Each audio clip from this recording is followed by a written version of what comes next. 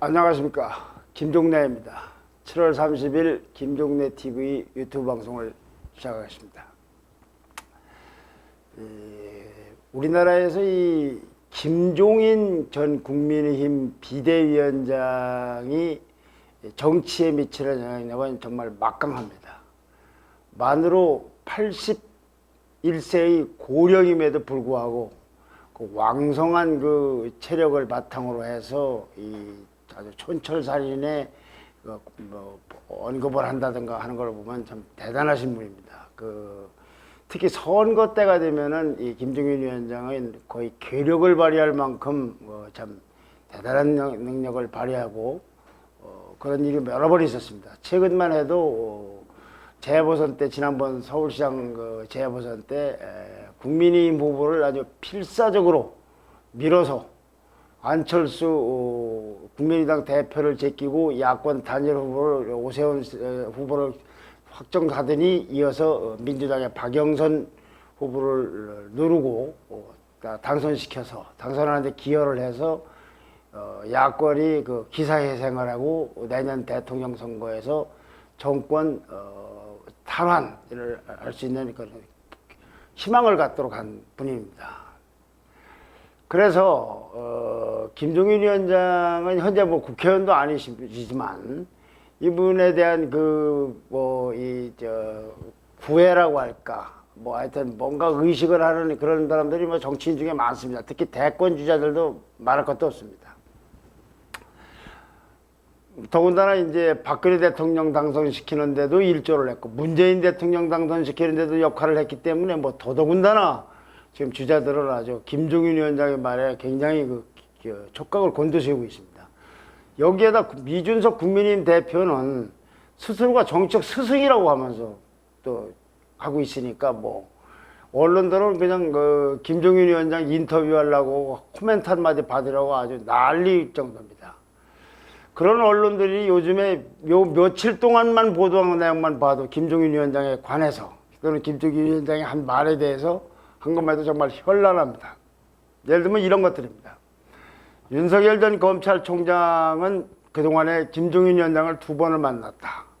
또 그 만남에서 김종인 위원장이 윤석열 전 총장에게 국민의힘 이 땅이 아니고 본인 캠프를 중심으로 해서 행보를 해도 큰 문제가 없다. 들어가지 마라 얘기입니다. 한마디로 11월에 국민의힘의 후보가 결정되면은 그때 단일화를 해서 야권 후보가 돼도 된다. 그러니까 한마디로 들어가지 마라. 지금은 그런 얘기로 말했다는 것도 보도가 되어 있습니다. 그러니까 일종의 국민의힘에 입당해가지고 다른 11명이나 되는 국민의힘의 주자들로부터 그냥 이렇게 공격을 받고 생태계가 나는 것보다는 당 밖에서 이렇게 지지율을 높게 상태로 관리하고 있다가 막판 단일화하는 게 더 유리하다. 이런 뜻을 갖고 있다는 것도 언론은 보도를 하고 있습니다. 자, 그런데 여기까지는 김종인 위원장에 대한 언론의 보도입니다. 한 언론이 아니라 여러 언론이 그렇게 보도를 하고 있습니다. 자, 그러면 당사자 윤석열 총장은 어떤 입장이 있겠습니까? 그는 어저께 연합뉴스 TV 인터뷰에서 2차례 만났다는 사실을 시인하면서 그러나 너무 짧게 와가지고 정치 현안에 대해서 심도 있는 고견을 듣지 못했다. 불언간에 한번 찾아뵙고서 다시 한번 깊은 얘기를 좀 들어보겠다는 요지로 자기 의사를 밝혔습니다. 그러면서 윤석열 총장은요, 국민의힘에 제가 입당한다면 정권 교체를 위한 것이다. 궁극적으로는 국민의힘과 손잡고 국민의힘에 입당한 상태에서 선거에 나가야 하는 것 아니겠느냐. 그리고 김종인 위원장은 윤 총장 보고서 11월에까지 입당을 늦춰도 된다고 주장했는데 그걸 어떻게 생각하느냐라고 물으니까 윤 총장은 입당 결정은 제 몫이기 때문에 내가 신중하게 판단해서 국민의 기대에 어긋나지 않는 결과를 도출하겠다고 그랬습니다. 근데 윤석열 총장은 거기다 더 붙여서요. 입당하느냐 안 하느냐 문제에서 이러면 내주 뭐 일부 언론 보도에는 8월 2일 날 입당한다는 보도까지 나와 있습니다만은 그러면 내주에 입당할 거라는 보도도 있다. 이거 어떻게 보느냐, 어떻게 생각하느냐, 뭐냐 하니까 그 보도가 틀렸다고 볼 수도 없고 맞는다고 확인하기도 어려운 상태라고 이해해달라고 그랬습니다. 그러니까 일부 언론 보도대로 8월 2일을 입당할 가능성도 있는 겁니다. 아니 8월 2일은 아니라 하더라도 입당하는 쪽으로 굉장히 이제 굳어져 가고 있는 거예요. 자, 여러분 이렇게 되는 겁니다. 당사자 입당하느냐 안 하느냐는 건 김종인 위원장이 중요한 게 아니라 윤석열 총장이 입당하느냐에 대해서 본인이 만났다고도 시인하고 또 입당 의사도 밝힌 거니까 누가 뭐라고 해도 저도 이렇게 얘기를 하면서 누구 말을 옳다고 하냐면 윤석열 총장이 본인이 얘기했기 때문에 이게 팩트라고 얘기할 수밖에 없습니다.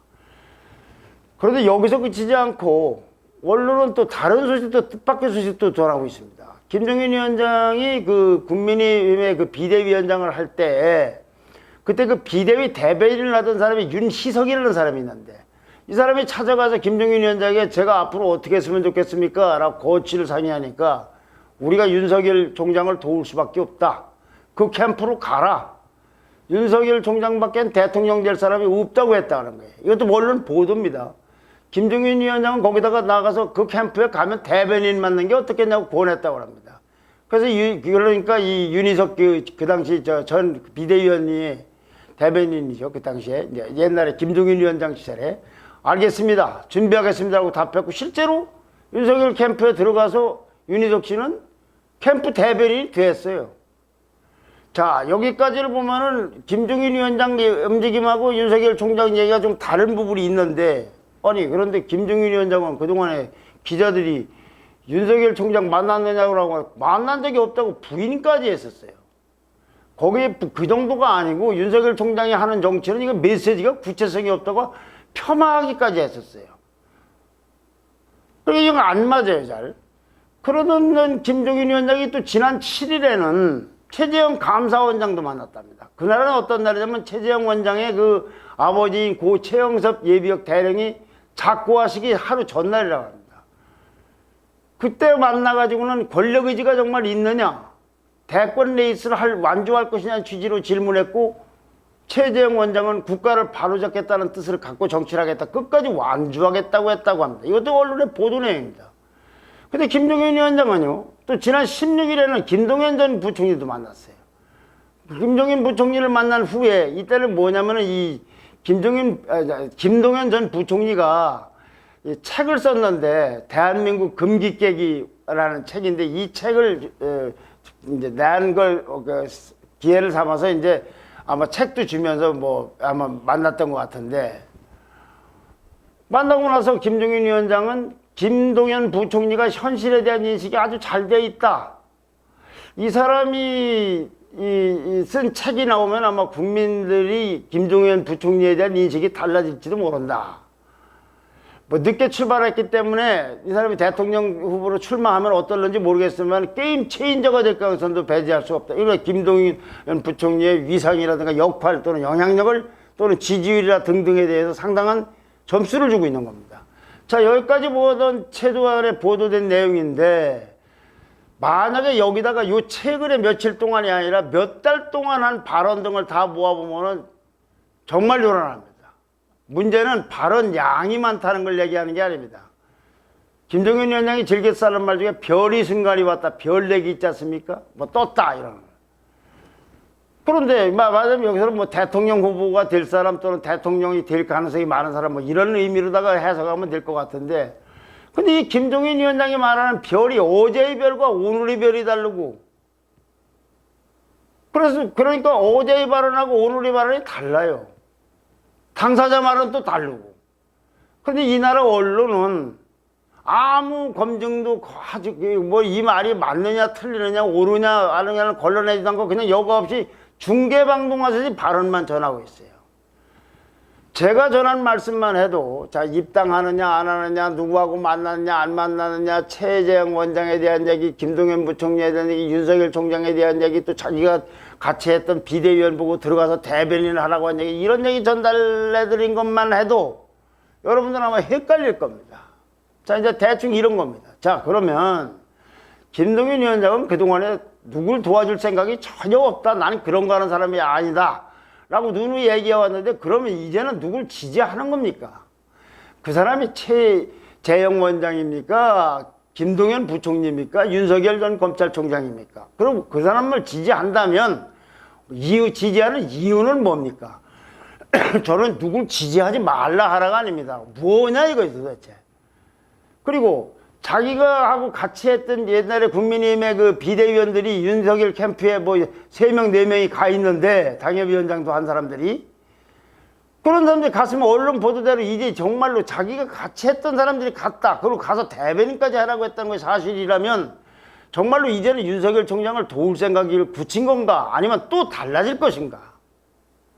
또 김종인 위원장이 만약에 윤석열 총장을 지원하기로 했다면 자기 의사와 달리 11월에 입증해서 후보 단일화라는 코스가 아니라 들어가서 경선 레이스, 국민의힘의 경선 레이스에 참여하겠다라는 윤석열 총장에는 어떻게 할 건가? 이제 지원하지 않을 생각인가? 자기가 들어가라고 했던, 자기하고 옛날에 했던 비대위원이나 윤희석 같은 사람 보고 캠프에서 나오라고 할 건지. 근데 여기다 또 이상한 건요, 이준석 김종인 위원장을 정책 스승이라고 얘기한다는 이준석 국민의힘 대표는 8월 달까지, 8월 중으로 윤석열 총장이 입당하지 않으면 국민의힘 당적을 갖고 윤석열 캠프에 참여했던 당협위원장이니 김병민 전대 대변인, 윤희석 대변인 이런 사람들 제명하겠다고까지 공언하고 있어요. 자, 그러면 자기 생각하고 입당에 대해서 굉장히 반대를 하고 있는데 제명을 당하는 것까지 감수하면서까지 반대할 건지, 그렇지 않으면 이제는 입당해도 할 수 없다고 해서 그럼에도 불구하고 적극 찬성을 할 건지. 이준석 대표는 국민의힘 윤석열 총장에 대해서 입당에 대해서 확신을 하고 있을 뿐만 아니라 입당할 거다, 또 안 하면 안 된다고 제명까지 얘기하면서 촉구를 하고 있어요. 그런데 이거는, 그러면 이준석 대표는 자기를 정책 스승이라고 생각했던 이준석 대표는 8월 중 입당, 그럼 김종인 위원장은 입당을 반대한다, 이렇게 서로 다른 거는 정책 스승 관계라고 하기 때문에 그러는 거예요. 그럼 둘 사이에는 이게 우리가 알지 못하는 무슨 역할 분담이나 모든 무게가 있는 것인지. 또 지난번에는요, 지난번 서울시장 보궐선거 때는 안철수 국민의당 대표는 국민의당 사람이 아니었어요. 국민의힘 사람이 아니었어요. 여기는 오세훈 시장이 후보가 된 겁니다. 그때는 어떻게 했냐, 국민의힘 중심으로 돼야 된다, 국민의힘 중심으로 돼야 된다 그랬어요. 근데 지금은 윤석열 총장 보고 들어가지 말라고 하면 국민의힘이 아니라 국민의힘 밖에 제3지대를 얘기하고 있는 거 아닙니까? 그러면 그때는 국민의힘 중심으로 했다, 지금은 국민의힘 중심으로 하지 않는 이유는 그건 도대체 뭔지. 이런 부분들에 대해서 저도 그렇습니다. 여러분들만 그런 게 아니라 저도 헷갈린다 이거죠. 오늘 나온 보도하고 내일 보는 보도가 달라요. 그걸 쓴 기자 보고 확인해도 그 기자도 마찬가지 얘기라고 하고 있어요. 그때는 이렇게 얘기하고 지금은 이렇게 얘기한다. 자, 7월 28일자, 어제 그저께자 동아일보에 송평인 논설위원이 칼럼이 실렸습니다.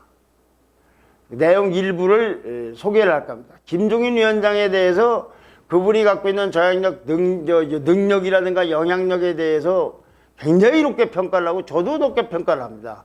그리고 심지어는 김종인 위원장에 대해서 열광하는 사람도 있어요. 김종인 위원장이 아니면 야권에 지금까지 희망을 갖는 그 토대는 마련되지 못했을 것이다, 물론 비판하는 사람도 있습니다.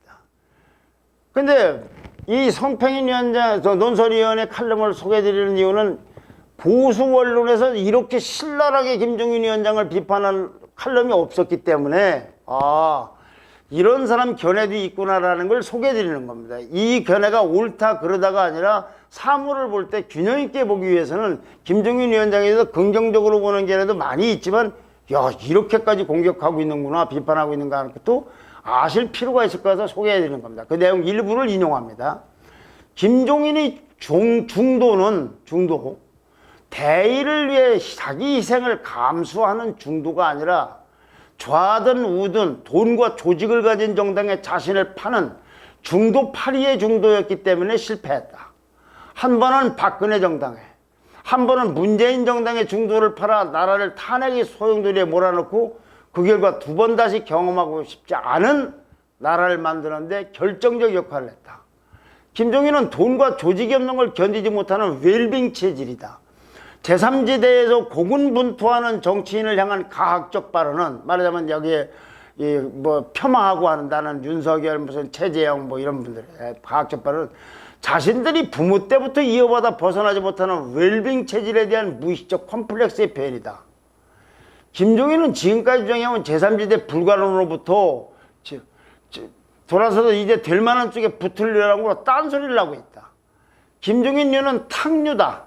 탁류는 서로 다른 두 물이 합류 지점에서 선명한 선을 그으며 따로 그러나 같이 흐르는 그 장엄한 모습을 알지 못한다. 다른 물이 합쳐갖고 이렇게 함께 또 따로 가는 그런 모습을 탁류는 알지 못한다. 그래서 모든 걸 흐려놓는다. 이것이 송평인 칼럼의 일부 내용입니다. 저는 이 칼럼에 동의하지 않는 편입니다. 그럼에도 불구하고 보수 언론 중에 이렇게 혹독하게 비판하는 소각이 있음을 시청자분들은 좀 아실 필요가 있지 않나 싶습니다. 김동인 위원장이 지금 어떤 동기에서 이렇게 현란한 발언을 거의 연일하고 있는지 그건 잘 모르겠어요. 그 이유를 정말로 속상은 모르겠어요. 근데 분명한 거는 김종인 위원장은 차기 대통령 선거에 출마한 주자가 아닙니다. 주인공이 아니에요. 더군다나 대권 레이스를 주재할 수 있는 권한이 있는 사람도 아니에요. 그냥 영향력이 있고 능력이 있고 그런 거에 대해서 존중을 하고 있는 뿐, 인정을 하고. 그런 걸, 그렇게 능력이 있고, 저희는 흔히 말하는 조력자에 불과한 겁니다. 주인이 아니에요, 주인이. 그러면 그런 위치에 있어서도 본인이 얼마든지 정권 교체에 기여할 수 있는 방법은 너무 많을 겁니다. 이렇게 말이 왔다 갔다 하지 않고도. 마치 옛날에 왕조 시절에 무슨 왕비나 무슨 왕손이, 손 며느리나 왕세비나 누구 뭐 간택을 하듯이 오늘은 이 주자, 오늘은 내일은 저 주자 식으로 야 대권 레이스에 이렇게 얘기를 하면서 혼선을 주고 하는 일은 정말 하지 않고도 김종인 위원장이 할 일은 특히 선거 국면에서는 굉장히 많다고 봅니다. 그럴 능력도 있으시고. 그러니 이제는 오늘은 이 말하고 이 사람 얘기하고 내일은 저 말하고 저 사람 얘기하고 또 뭔가를 숨기고 만났다는 거 숨기고 이런 건 좀 하지 않았으면 싶습니다. 그렇지 않으면 이제 김종인 위원장이 정권 교체의 대의를 위해서 저러고 있느냐라기보다는 이 대권 정국이라는 큰 정치적 호황 속에서 뭔가 자신의 위상과 영향력을 높이는 의도로밖에는 보이지가 않습니다. 정권 교체에 기여하려는 생각보다는 그걸 내세우고 있지만 미디어를 이용해서 대권 레이스에 수시로 감나라 대처나라 하는 참변하는 걸로밖에 비치지 않습니다. 윤석열 총장 중에서요, 심지어는 정말로 김종인 위원장을 필요로 하거나 함께할 생각이 있는 게 아니고 워낙 그 말에 있는 영향력이 크기 때문에 그분이 폄하를 하고 회방론동을 우려해서 그냥 잘 모시는 차원, 이런 차원에서 대하고 있을 뿐이다 라는 얘기까지도 나오고 있음을 김종인 위원장은 알아야 됩니다.